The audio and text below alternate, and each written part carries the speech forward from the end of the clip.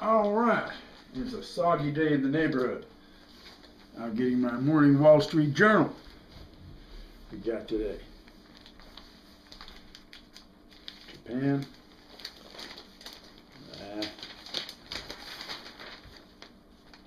Here we go. Wisconsin rifts run deep. On page A3.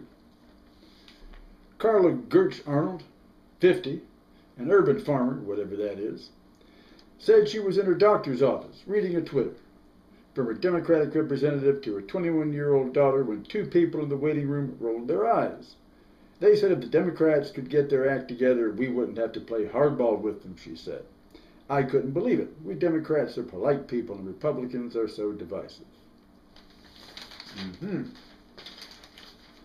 Well, that brings up some thoughts on the debacle in Wisconsin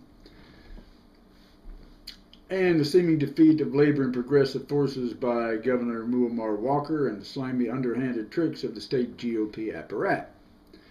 I'm reminded of Gandhi's truth, that there are unjust laws as there are unjust men, and for a time they can seem invincible, but in the end they always fall.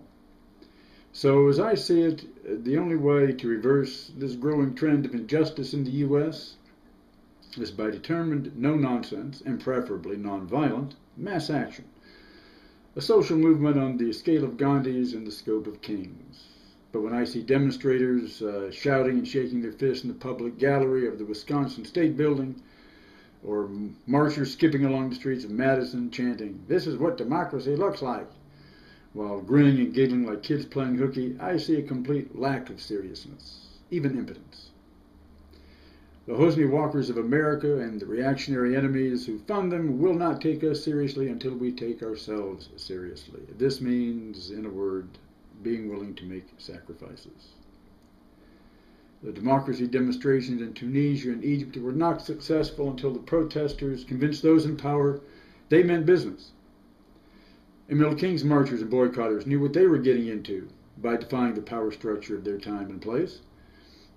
These were not the kind of middle-class people who take protection of their rights and personhood for granted under the rule of law, but people who knew those were just words on paper, and therefore meaningless unless sealed by personal sacrifice, even blood. Now, look. I'm not advocating violence, okay? But even self-inflicted violence, like setting oneself on fire, like Mohamed Bouazizi in front of the police station in Sidi Bouzid, Tunisia. But in the U.S. to date, there has been a marked reluctance to speak to power in the language it understands, because after all, resisting injustice is dangerous. It takes real courage to defy the tactics of tyranny, from police dogs in Selma, Alabama, to rapist thugs in Tahrir Square, Cairo. But as Ann Coulter said, you can't be a conservative in America if you're a pussy. Much more so is that true if you're a progressive. Those in power in Madison, Wisconsin, and in Washington see this reluctance to go all the way. They know that in the end, after you're done shouting and crying and stamping your feet in public marches and got the tantrum out of your systems, in the end you'll cave and submit like good little citizens to what Mr. Policeman orders you to do, because the last thing we want to do to defend our rights is get in trouble. So why should Muammar Walker and the GOP nomenclature take you seriously?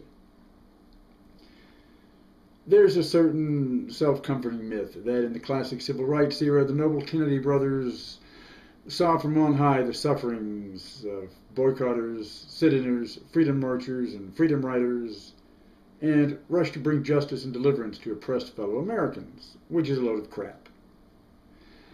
Because nothing was further from the truth. It took rivers of sweat, tears, and some blood before Washington ever got up its prudent, pompous political posterior. So don't expect anything different from this Democrat in this White House.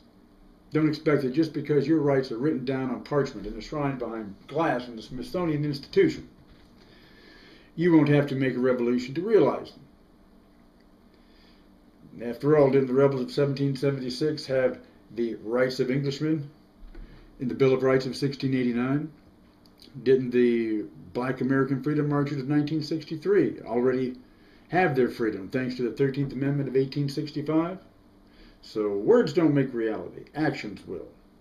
What you do in the coming months will convince the likes of Muammar Walker and his backers whether you're even worth the effort to repress. And if so, then make them decide if their power is worth defending, even at the price of the Republic.